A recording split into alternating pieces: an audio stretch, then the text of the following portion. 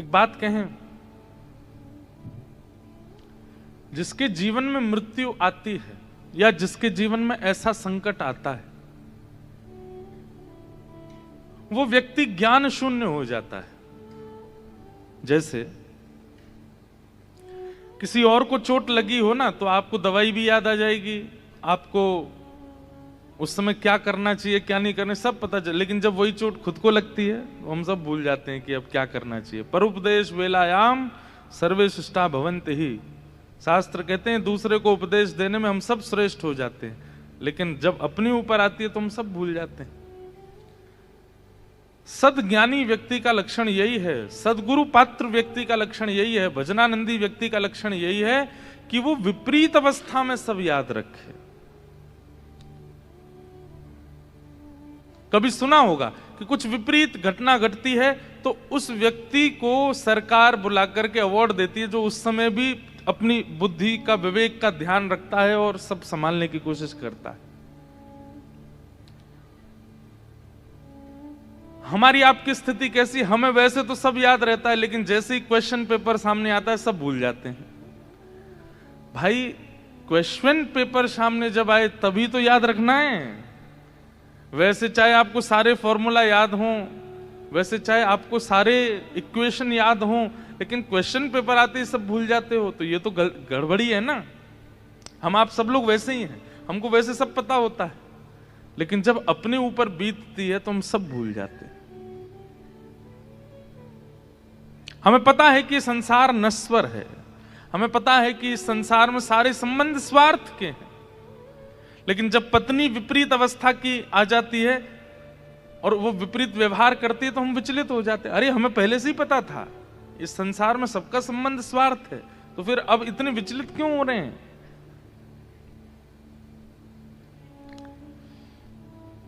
तो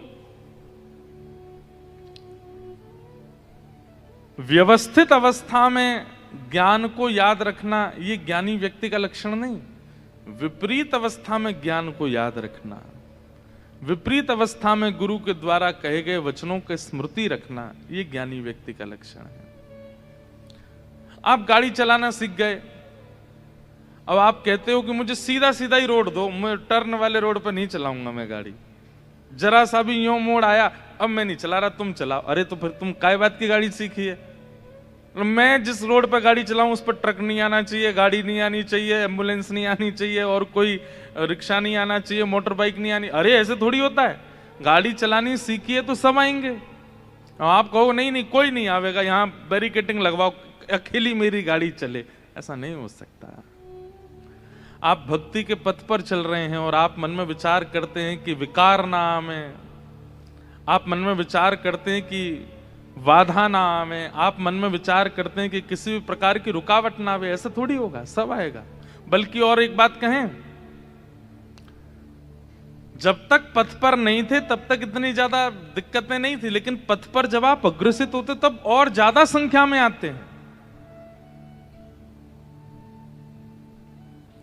आप भक्ति मार्ग में नहीं थे तब तक सब ठीक रहता है, लेकिन जब भक्ति मार्ग में आप आ जाते हैं तब ज्यादा विचलनता आती है, और उस समय भी अपने आप को संभालना, यही आपके भजन का, सत्संग का, गुरु निष्ठा का फल है कि आप विपरीत अवस्था में अपने आप को संभालो। तो घटनाएं भैया सबके जीवन में घटती हैं, लेकिन ये कथाएं उन घटनाओं के लिए ही हैं कि उस समय पर आपको ये स्मृति रहे, मेरे आचार्यों ने मुझे क्या बताया, मेरे गुरुजनों ने मुझे क्या बताया, मैंने अपने जीवन में क्या प्राप्त किया।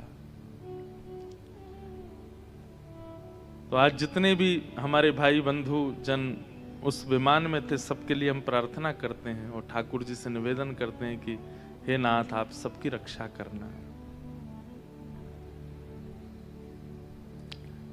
आइए अब ब्रज भाव में हम लोग प्रवेश करते हैं। हम लोग कल निवेदन कर रहे थे कि भगवान के परपौत्र वज्रनाभ वृंदावन आए। आप सबको कथा पता है, द्वारिकाधीश अपनी लीला पूरी करके जा चुके हैं, और उसके बाद वज्रनाभ 16,100 राजकुमारियां जो भगवान की थीं उनको अपनी 16,100 माताओं के साथ बद्रीनाथ वृंदावन आए, और वृंदावन आकर के उनको क्या मिला? कुछ भी नहीं, यहां कोई नहीं है, केवल यमुना जी हैं, केवल गिरिराज जी हैं और वृक्षवल्लरी आदि ये सब है, और कुछ नहीं है। तब उन्होंने सांडिल्य मुनि का स्मरण किया और भगवान के कुल मोहित श्री सांडिल्य मुनि आए, कुल पुरोहित। और सांडिल्य मुनि ने आकर के कहा, सबसे पहली बात बहुत ध्यान से सुनिएगा, जो थे शब्द का प्रयोग तुम कर रहे हो कि इस ब्रज में ठाकुर जी लीला करते थे, अब कहां हैं? ये थे शब्द नहीं, व्रज में थे शब्द नहीं है शब्द का प्रयोग करो। ठाकुर जी आज भी लीला कर रहे हैं। अरे वज्रनाभ, ये एकमात्र व्रज ऐसा है जहां प्रत्यक्ष दृष्टि से नहीं देखा जा सकता। प्रत्यक्ष दृष्टि से, मैं कहता हूं कथा में, आप अपनी भौतिक दृष्टि से अगर देखोगे तो आपको गलियां दिखेंगी, रोड दिखेंगी, ट्रैफिक दिखेगा, बंदर दिखेंगे, ब्रजवासी दिखेंगे, भीड़ दिखेगी। लेकिन जब आप प्रेम दृष्टि से देखेंगे तो आपको कुछ और दिखेगा। ये जितने भी आचार्य गए हैं वृंदावन, ये प्रेम दृष्टि जागृत करके गए हैं, और इनको उसी भाव में ठाकुर जी दिखाई देते हैं। चाहे वो भक्तिमती मीराबाई हो, मीराबाई अपने मैंने पहली बार मीरा चरित्र भी गांधी धाम में ही कहा था, अभी फिर मीरा चरित्र और विस्तार से कहेंगे सितंबर में चंडीगढ़ में। 7 दिन का मीरा चरित्र है, उसका प्रारंभ हमने गांधी धाम से किया। तो उस विषय में क्या आता है कि मीराबाई वर्षों तक नहीं गई वृंदावन। मीराबाई के जीवन में कई घटनाएं घट गईं। उनका विवाह कर दिया गया, उनके पति जिनसे विवाह हुआ उनकी मृत्यु हो गई, उनके देवर ने खूब प्रताड़ना कर दी, उनके परिवारी जनों ने क्या क्या नहीं किया। उसके बाद वो अपना ससुराल छोड़ के पीहर आ गई। फिर उसके बाद भी बहुत वृंदावन नहीं गई। क्यों? क्योंकि अभी तक प्रेम, जबकि मीराबाई की प्रेम दृष्टि वो तो पहले से ही जागृत थी, लेकिन वो उसमें और प्रगाढ़ता चाहती थी कि मैं वृंदावन जाऊं तो मुझे वहां दोष ना दिखे। और जब प्रेम दृष्टि जागृत हो गई तब मीराबाई वृंदावन को गई।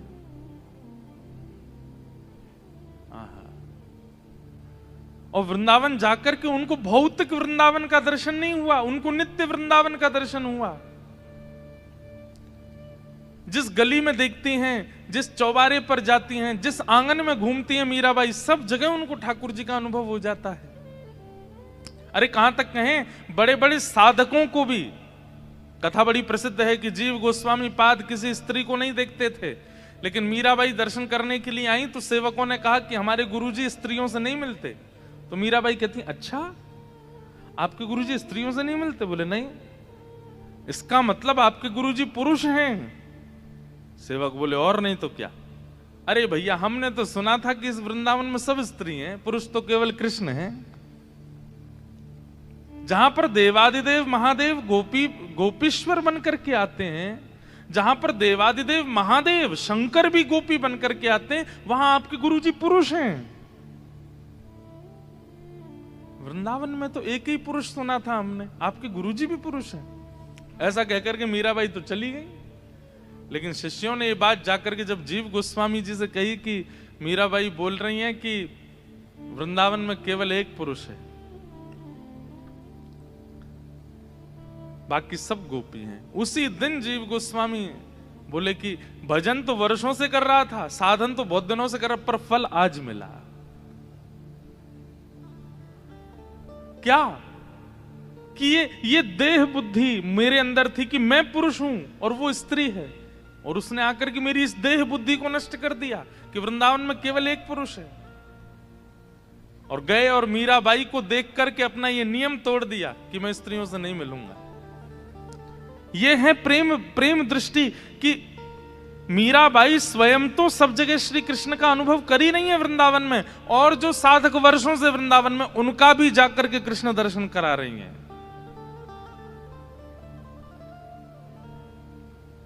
वृंदावन सामान्य नहीं है, इसलिए वृंदावन में थे शब्द का प्रयोग नहीं, वृंदावन में है शब्द का प्रयोग। ठाकुर जी लीला करते थे, नहीं करते हैं आज भी।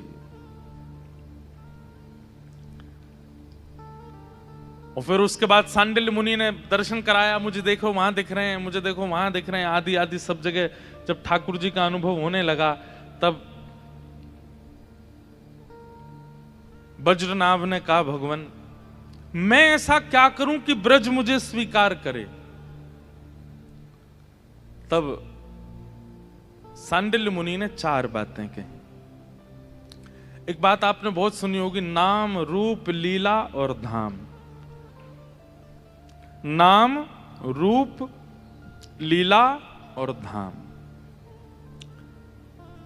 ये 4 भक्ति की प्रणाली है, प्रेम लक्षणा भक्ति की प्रणाली है।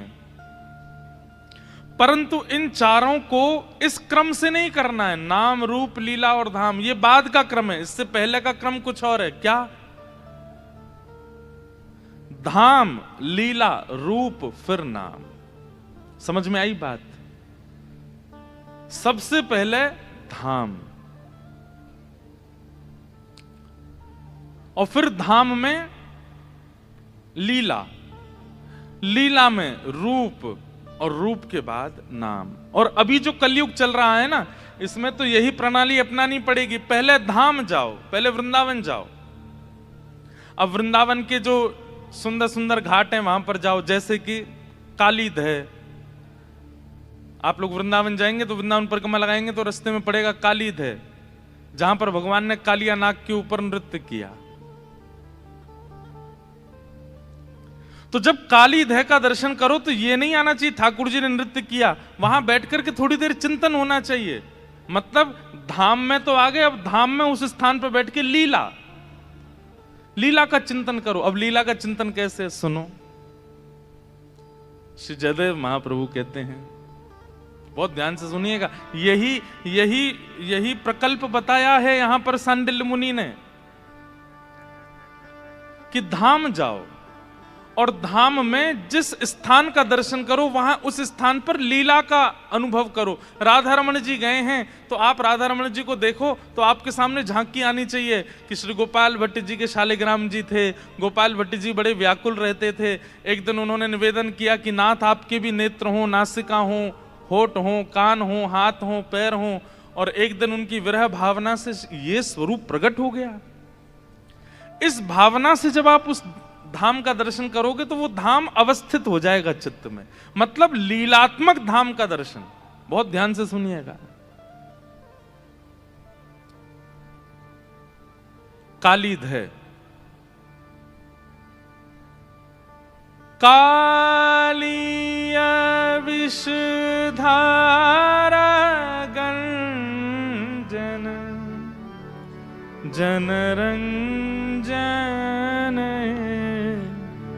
जनरंजन। अभी महाप्रभु जगन्नाथ जी अनवसर में चले गए हैं। अगर आप लोगों के घर पे कहीं भी जगन्नाथ जी का स्वरूप हो, जगन्नाथ जी, हमारी कथा में रोज जगन्नाथ जी विराजते हैं, आज नहीं आए हैं क्योंकि अगले 15 दिन के लिए जगन्नाथ जी अब अनवसर में हैं। इसलिए किसी के घर पर अगर चित्र भी हो ना जगन्नाथ जी का, तो एक सुंदर वस्त्र पर इत्र लगा के जगन्नाथ जी को धरा दो। अभी 15 दिन दर्शन नहीं करना है जगन्नाथ जी का। महाप्रभु जगन्नाथ अनवसर में हैं इस वक्त। उन जगन्नाथ जी के सन्मुख जयदेव महाप्रभु गा रहे हैं, कालिया विषधारा गंजन जनरंजन जनरंजन यदुकुल नलिन दिनेश जय जय देव हरे। यदुकुल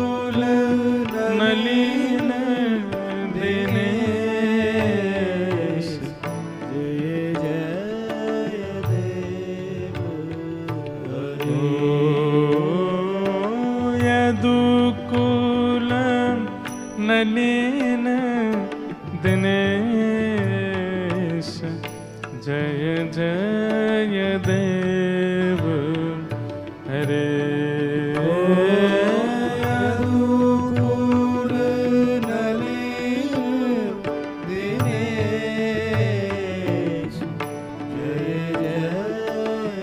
कितनी अच्छी बात है, बहुत ध्यान से सुनिएगा। धाम जाओ और धाम में जिस स्थान का दर्शन करो वहां की लीला का चिंतन करो। केवल ठाकुर जी का दर्शन करके संतुष्ट मत हो जाओ। अब आप वृंदावन गए, वृंदावन परिक्रमा में काली देह का दर्शन किया, भैया ये काली देह, तो आप ना सोचोगे बोले ठाकुर जी की गेंद गिर गई थी जमुना जी में तो ठाकुर जी कूद गए और कालिया नाग ऊपर आया, उसके फणों पर नृत्य करके ठाकुर जी ने उसको यहां से भगा दिया। अब यहां एक बात आती है, जयदेव महाप्रभु कहते हैं, बोले ठाकुर जी आप एक मुष्टिक प्रहार करते हैं और एक मुष्टिक प्रहार में अघासुर, बकासुर, धेनुकासुर इन सबका वध कर देते हैं। पूतना जैसी राक्षसी का आप केवल पयोधर पान करके वध कर देते हैं। अपनी इकन्नी उंगली के नख पर आप गिरिराज जी को धारण कर लेते हैं और इतना आपने नृत्य किया कालिया नाग के ऊपर, फिर भी वो मरा नहीं। क्यों? हमारे मन में कभी नहीं आई ये बात। कितना नृत्य किया। भागवत जी में वर्णन आता है कि चम चम चम चारण धारत, चम चम चम चारण धारत, बिम बिम बिम बिनती करत, बिम बिम बिम बिनती करत, नाग वधू तारी तांडव गति मुंडन पर, तांडव गति मुंडन पर, तांडव गति मुंडन पर, तांडव गति मुंडन पर, निरतत बनवारी तांडव गति मुंडन पर, तांडव। हमारे ब्रज में गाते हैं पद, चम चम चम चरण धरत। ठाकुर जी कैसे चरण धर रहे हैं? बोले कि 108 मुख हैं कालिया नाग के और वो जिस जीव को बाहर निकालता है। अब ठाकुर जी अभी 14वें नंबर वाले सिर के ऊपर हैं और उसने जीव निकाली 80 नंबर वाले की, तो ठाकुर जी सीधे वहां कूदते हैं। जिस जीव को निकालता उसी पर ठाकुर जी का दूसरा छोटे से कन्हैया, इतना विशाल कालिया नाग और इतनी द्रुत गति से ठाकुर जी उसके ऊपर नृत्य कर रहे हैं।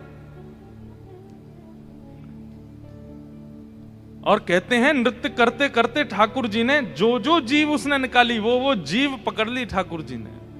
एक पकड़ी, दो पकड़ी, तीन पकड़ी, एक प्रकार से जैसे एक रथ हाँकने वाला रस्सी पकड़ लेता है, ऐसे ठाकुर जी ने समस्त जीव पकड़ ली कालिया नाग की। रक्त मंडित हो गया उसका मुख, लेकिन मरा नहीं। ठाकुर जी आपने कालिया नाग को क्यों नहीं मारा? और फिर जयदेव महाप्रभु कहते हैं जन रंजन ए। कालिया नाग पर जब ठाकुर जी नृत्य कर रहे थे तो जयदेव महाप्रभु कहते हैं कि यहां पर जनरंजन हो रहा था। जनरंजन मतलब सब खुश हो रहे थे। भागवत जी में तो कह रहे हैं सब रो रहे थे। यशोदा मैया रो रही है, सब ब्रजवासी रो रहे हैं, सब घबरा रहे हैं। बोले अरे लाला नीचे उतर जा, जो सांप है खा जाएगो। ठाकुर जी मेरे 2 संशय दूर करिए। बोले क्या? बोले पहला संशय तो ये कि कालिया नाग मरा क्यों नहीं इतना नृत्य करने के बाद भी, और दूसरी बात यहां किसका रंजन आप कर रहे थे?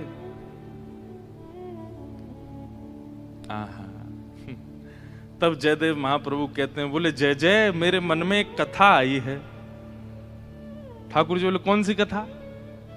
बोले मेरे मन में ऐसा भाव आया कि कालिया नाग पर नृत्य करने से 2 दिन पहले आप किशोरी जी से निकुंज में मिले थे और वहां आपने किशोरी जी से प्रार्थना करी थी, हे श्यामाजू आप बहुत बढ़िया नृत्य करो, मुंह को भी करनो सिखाए दो।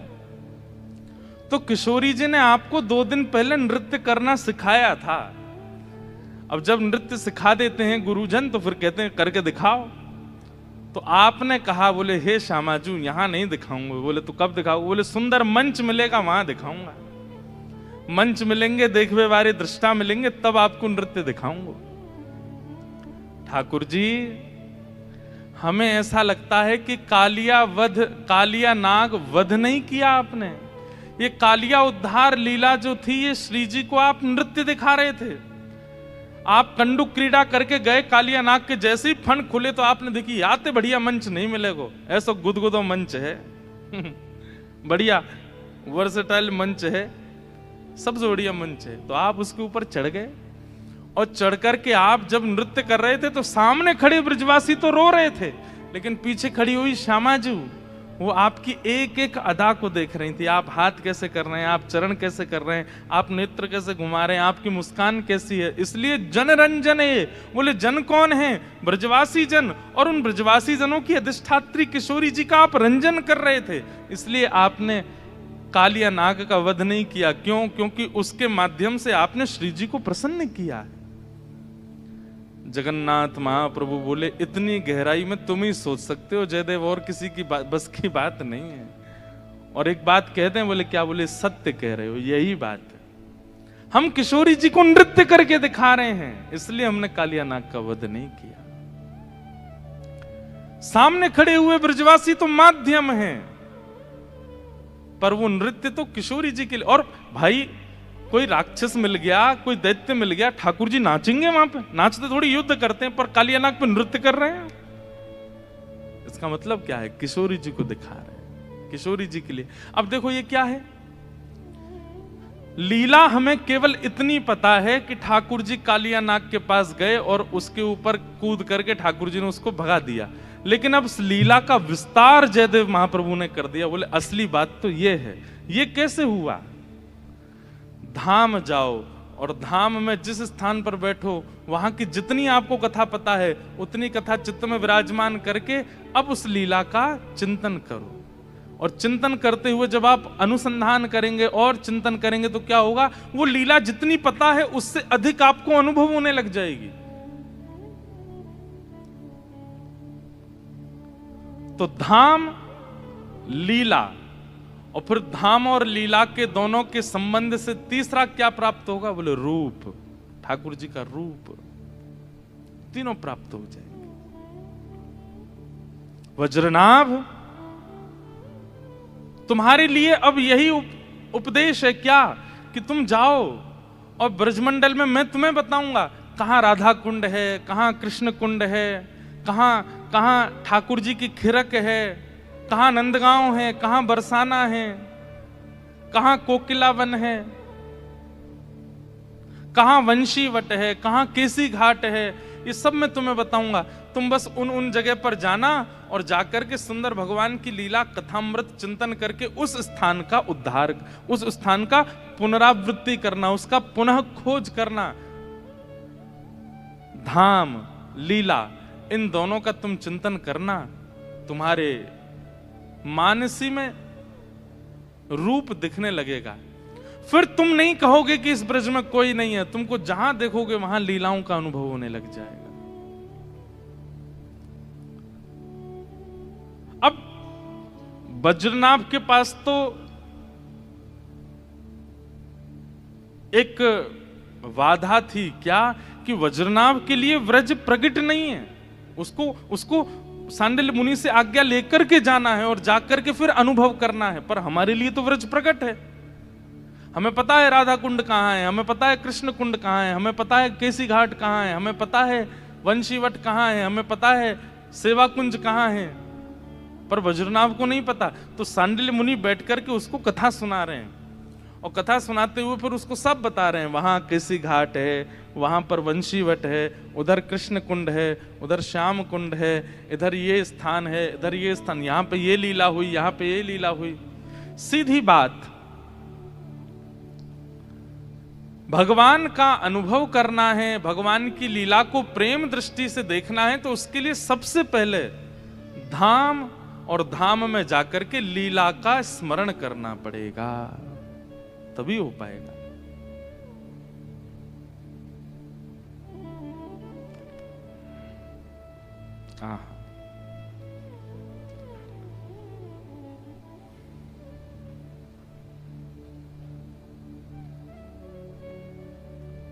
निकल पड़े वज्रनाभ और ब्रज का उत्थान करने लगे। जो भगवान कृष्ण के जाने के बाद ब्रज पूरा वनमय हो गया था, उस वन को अब उत्थान करके उसको व्यवस्थित करने लगे वज्रनाभ। लीलाएं सुनते हैं और सुनकर के फिर जाते हैं, उस स्थान को खोजते हैं, उसको प्रकट करते हैं। व्रज को 2 बार प्रकट किया गया है बंधुओं कलिकाल में, बहुत ध्यान से सुनिएगा। पहले तो भगवान के परपौत्र वज्रनाभ ने किया, उसके बाद व्रज पुनः अपने आप को ढक लेता है, उसके बाद उस व्रज को प्रकट रूप सनातन गोस्वामी, स्वामी श्री हरदास जी महाराज, हितरवंश महाप्रभु आदि आदि आचार्यों ने फिर से किया।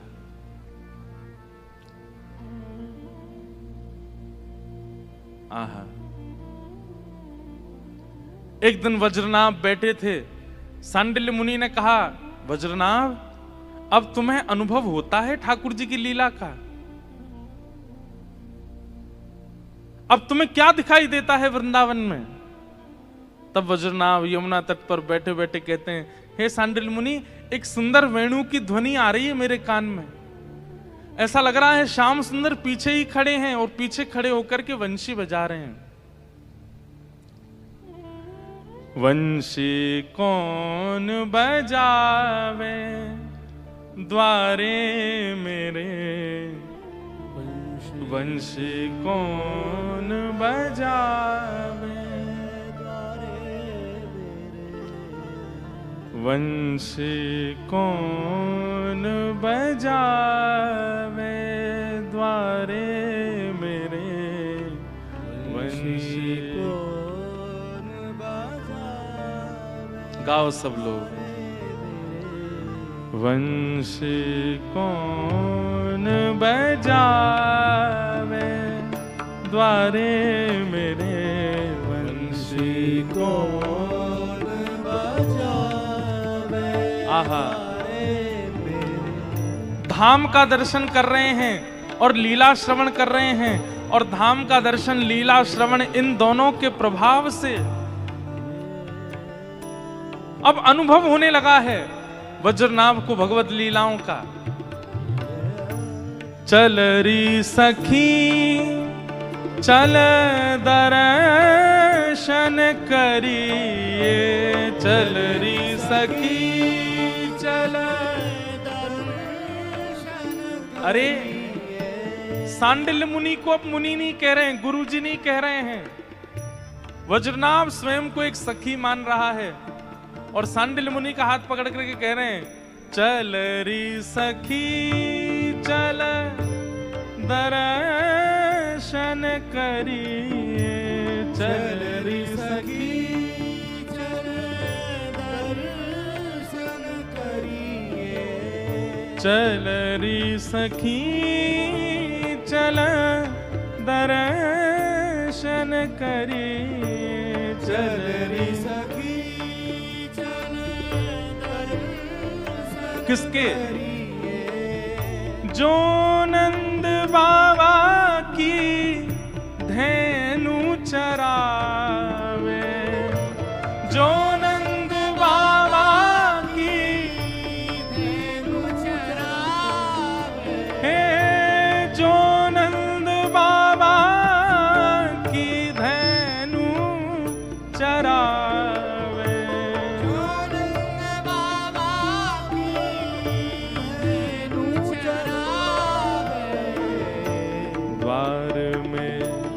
वंशी कौन बजावे द्वारे मेरे, वंशी कौन बजावे द्वारे मेरे, वंशी कौन बजावे द्वारे मेरे, वंशी कौन बजावे।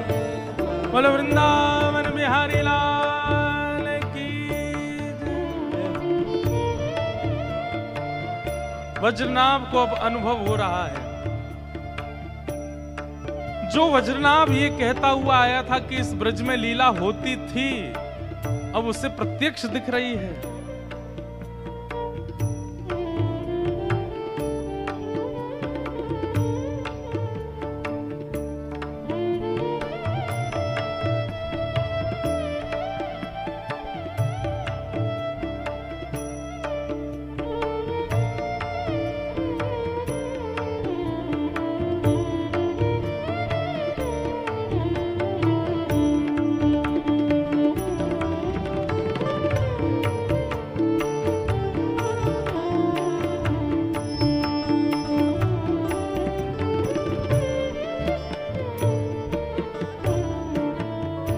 सांडिल्य मुनि पूछ रहे हैं, वज्रनाभ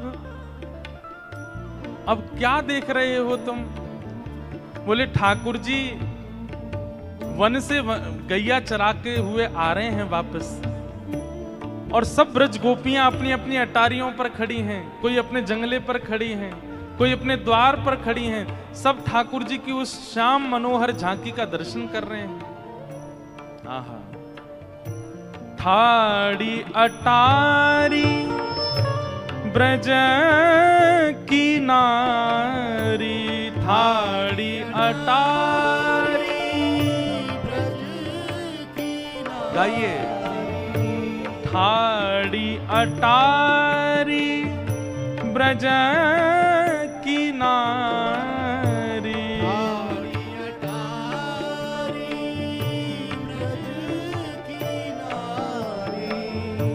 हरित फूल बरसावे, ओ हर्ष फूल बरसावे, हर्ष फूल बरसावे,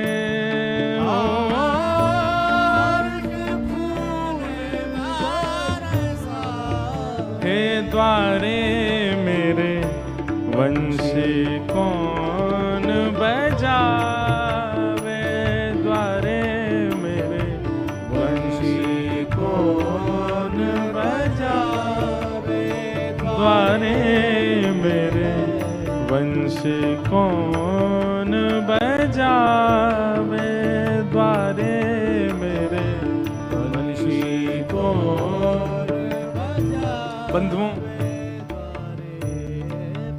भगवान की सबसे मधुर लीलाओं में एक मधुर लीला है जिसका नाम है छाक लीला। छाक लीला का मतलब क्या है? ठाकुर जी जब वन भोज करने के लिए जाते हैं वन में, अपने अपने घरों से सब ब्रजवासी निकल के आते हैं अपनी अपनी बछिया गैयाओं को लेकर के, और सब नंद भवन पर प्रतीक्षा करते हैं कि लाला आ रहा होगा। तब अपनी छोटी छोटी गैयाओं को लेकर के ठाकुर जी आते हैं बाहर। और कैसे आते हैं, वो झांकी कैसे पता है? घुटने से ऊपर ऊपर तक ठाकुर जी धोती पहनते हैं, कमर में सुंदर काली कमली बांधते हैं, उसमें वंशी खोंच लेते हैं, एक गैया हाकवे की छड़ी ऐसे कंधे पर लटका लेते हैं, और उस छड़ी के अंतिम भाग में एक पोटली टंगी होती है, उसमें छाक, छाक माने भोजन, भोजन यशोदा मैया ने रखे हैं, कछु रोटी रखी, मक्खन रखे हैं, मिश्री रखी है, वो छाक लटका करके सब ब्रजवासी देखेंगे किसकी छाक बड़ी है। मतलब छड़ी पर टंगे भय जो अंतिम भाग में जो वस्त्र हैं वो कौन को बड़ो है, कभी मधुमंगल को बड़ो है, कभी श्रीदाम जा को बड़ो होवे, सब कहें लाला आज तो या की छाक ज्यादा बड़ी लग रही है, यही की पामेंगे सब लोग। लेकिन ठाकुर जी की जो छाक है वो सबसे छोटी होती है। क्यों? क्योंकि ठाकुर जी अपने भवन में नहीं पाते, ठाकुर जी सबके भवन का पाते हैं, सबका पाते हैं। गौचारण करने के लिए जब जाते हैं तो गैया तो चढ़ती रहती हैं, और वहां सब ब्रजवासी गोप ग्वाल घेर करके बैठ जाते हैं, मध्य में ठाकुर जी।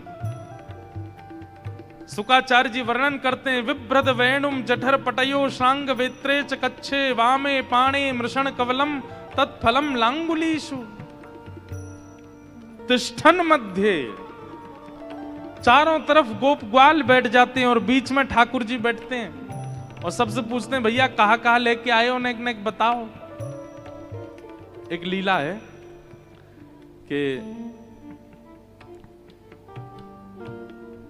यशोदा मैया ने आज लाला के काजे सुंदर दही भेजी,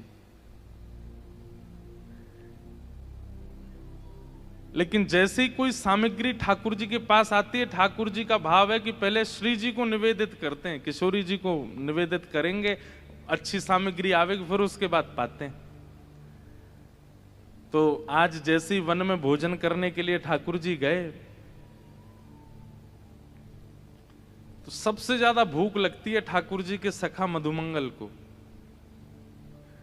वन में पहुंचने की देरी नहीं होती कि चिल्लाना शुरू कर, लाला भूख लग रही है बहुत जोर से, जल्दी से छाक खोल ले, लाला अभी तो भूख लग रही है, कब पहुंचेंगे हम, कब बैठेंगे, जल्दी खोल ले, अरे मुकु श्रीदामा की छाक में ते अचार की खुशबू आ रही है, लाला जल्दी खोल ले। ठाकुर जी कहें तो नेक में ही भूख लगी आवे, भोजन को कोई नाम बोल दे तेरे मुंह में ऐसा पानी आवे, तो सुबह बाल भोग ना करके आयो लाला, इतने चल के आए ना बात मेरो सबरो भोजन पच गो, मुंह फिर तो भूख लगी आई। तो कई बार ऐसा होता है कि जब बच्चे स्कूल लंच बॉक्स लेके नहीं जाते हैं ना, भूल जाते हैं, या माता जी उठी नहीं सो के, हमारी माता जी तो उठती थी, कई बच्चे ऐसे हमारे मित्र आते थे वो लंच नहीं लेके आते थे, उनसे पूछते क्यों नहीं लेके आए, और मम्मी सो रही थी। मैं तो तुझे किसने तैयार किया, बोले कि पापा ने तैयार करके भेजा। अब पिताजी को रसोई बनानी आती नहीं, मैंने कहा अब तू भोजन कैसे करेगा, बोले कह रहे थे पिताजी की लंच टाइम तक आ जाएगा, तो होता था। फिर लंच टाइम पे वो कोई आते थे नीचे से टीचर, वो तुम्हारा लंच बॉक्स आ गया ले आओ, ऐसा होता था। आप लोगों के संग पता नहीं, हमारे संग तो होता था। कई बच्चे ऐसे आते थे, उनकी माता ही सोती रह गई तो बेचारे लंच पीरियड पे ही उनका लंच बॉक्स आता था। तो कई बार यशोदा मैया सोती नहीं रह जाती हैं, ठाकुर जी ही जल्दी भाग जाते हैं, छाक लेके जाते नहीं।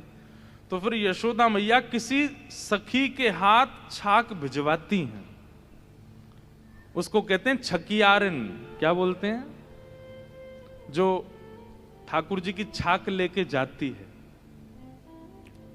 छकियारी। तो इसमें दो बातें हैं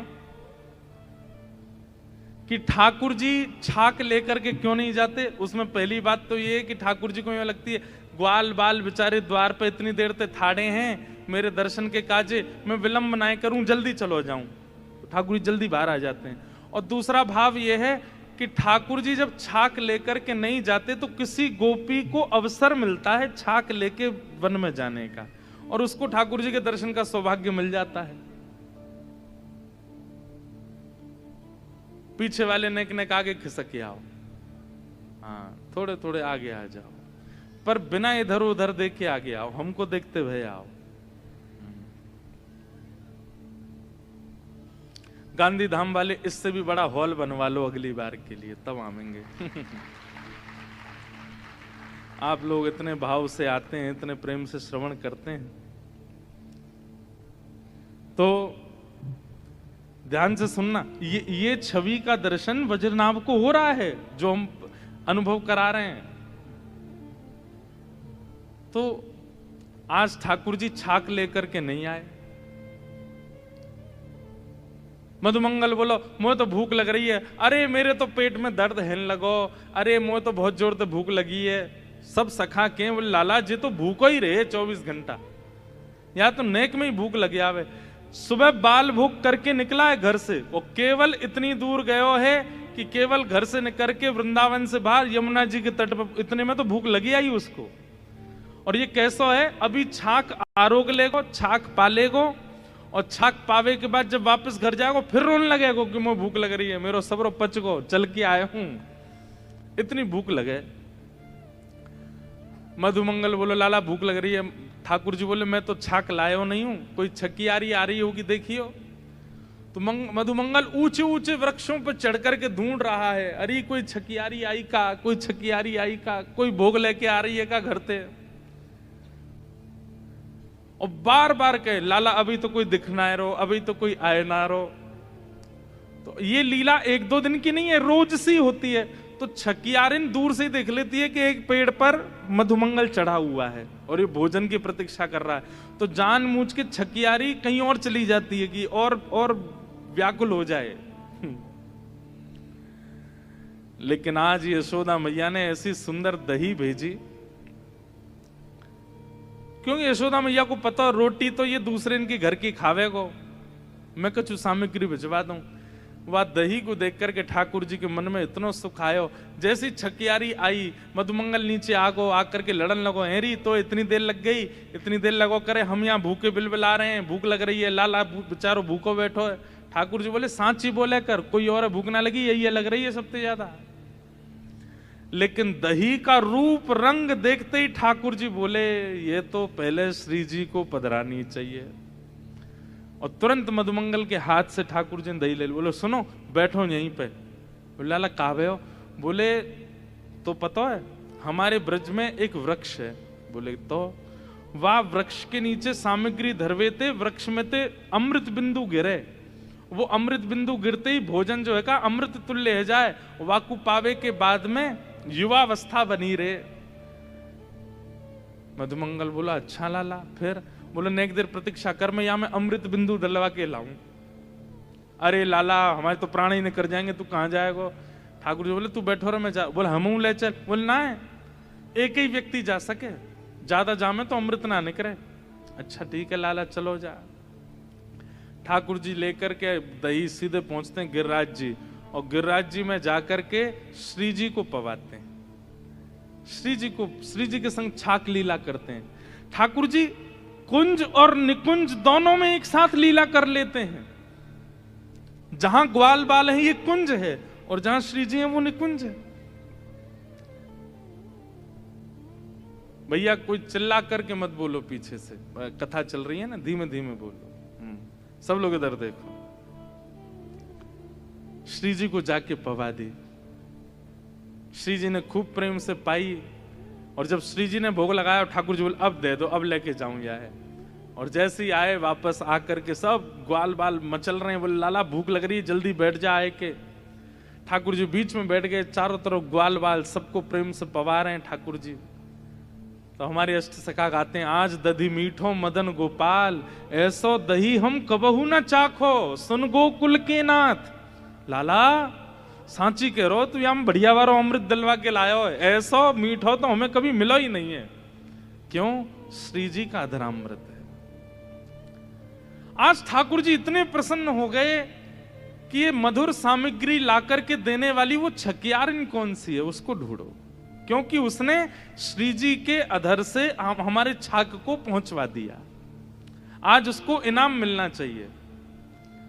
तो ठाकुर जी जब लौट करके आए हैं तो उस छकियारिन को ढूंढ रहे हैं। यशोदा मैया से कह रहे मैया आज तेने कौन सी गोपी भेजी छाक लेके? तो मैया बता रही है वो गोपी। तो ठाकुर जी उसके घर गए, और जैसे ही उसके घर गए हैं वज्रनाभ इस लीला का दर्शन कर रहे हैं। हाँ सावर सखी बड़ी बड़ भागनी, सावर सखी बड़ी बड़ भागनी, सावर सखी बड़ी बड़ भागनी, सावर सखी बड़ी जिन हरि कंठ लगायो, जिन हरि कंठ लगायो, जिन हरि कंठ लगायो, जिन हरि कंठ लगायो, हे द्वारे मेरे वंशी कौन बजावे, द्वारे मेरे वंशी कौन बजाई, द्वारे मेरे वंशी कौन बजावे, द्वारे मेरे वंशी कौन बजाई। चल री सखी चल दर्शन करिए, चल री सखी चल दर्शन करिए, जो नंद बाबा की धेनु चरावे, जो नंद बाबा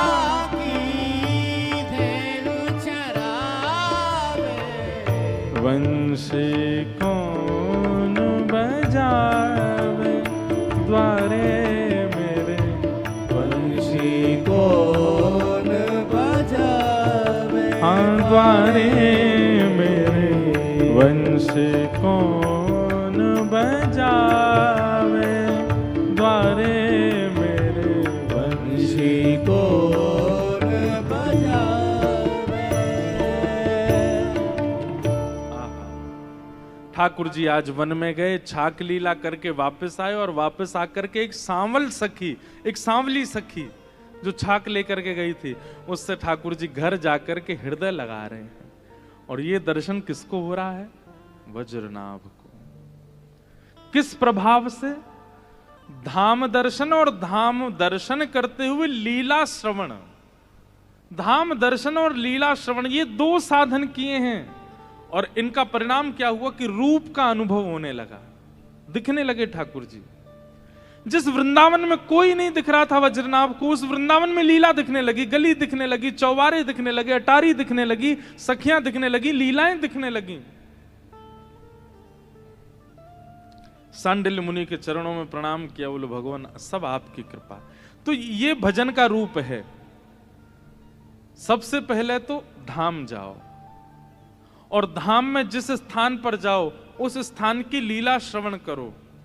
आप गोवर्धन गए हैं परिक्रमा लगाने, लेकिन गिरिराज जी की लीला नहीं सुनेंगे तो परिक्रमा का कोई फल नहीं मिलेगा। फल तो मिल जाएगा, लेकिन फल चाहते हो वो बात अलग है, पर प्रेमी लोग फल नहीं चाहते। प्रेमी लोग तो केवल प्रेम आस्वादन चाहते हैं। तो इसलिए गिरिराज की कोई लीला सुन करो वहां बैठ करके। राधा कुंड गए तो राधा कुंड की लीला सुनो, कृष्ण कुंड गए तो वहां की लीला सुनो, नंदगांव गए तो वहां की लीला सुनो।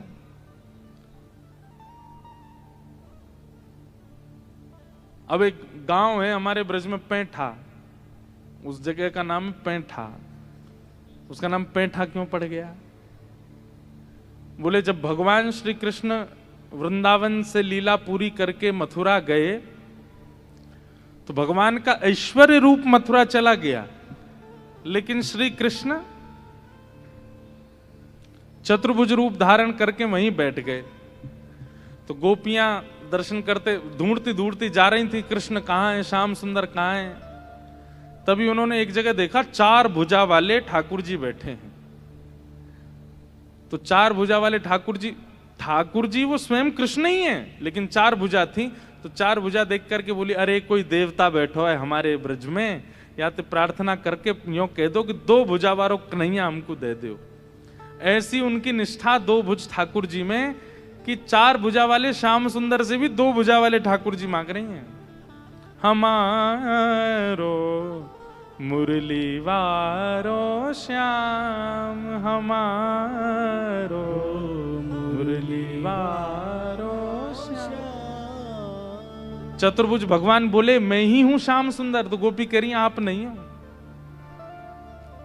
विनवंशी वनमाल कंठिका नहीं पहचानत नाम।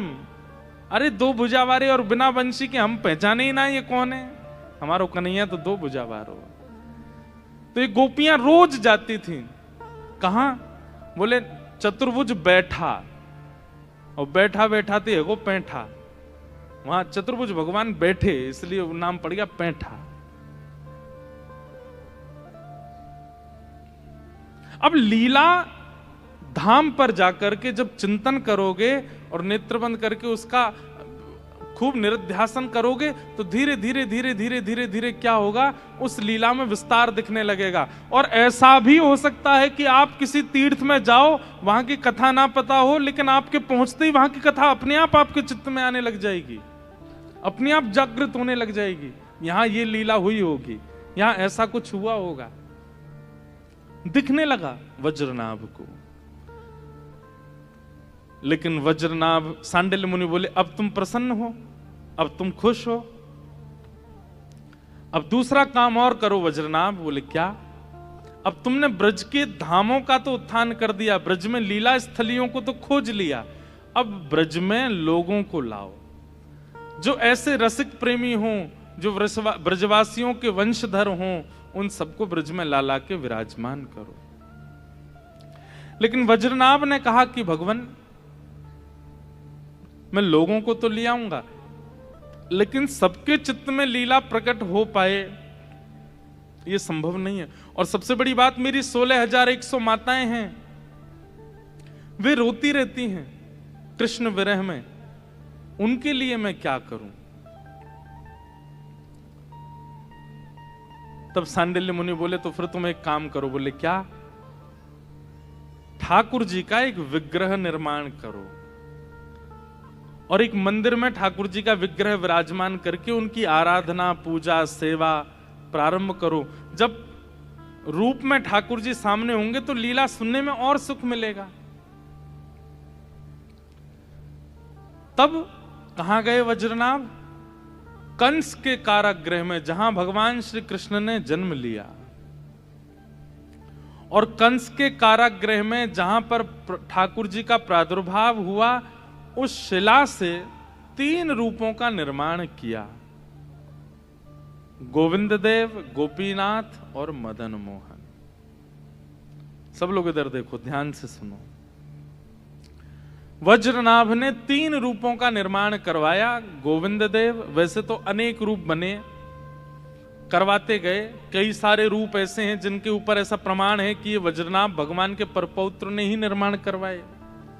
पर प्रधान रूप से गोविंद देव, गोपीनाथ और मदन मोहन, इन 3 रूपों का निर्माण वज्रनाभ ने करवाया। किस लिए? कि व्रज में जब ब्रजवासी रहने लग जाएं, उनकी माताएं जो व्याकुल रहती हैं, वे सब इनका दर्शन करके सुख को प्राप्त होंगे। नहीं तो व्रज आके सब दुखी हो जाएंगे कि यहां से श्री कृष्ण चले गए, रोता विलकता छोड़ गए सबको।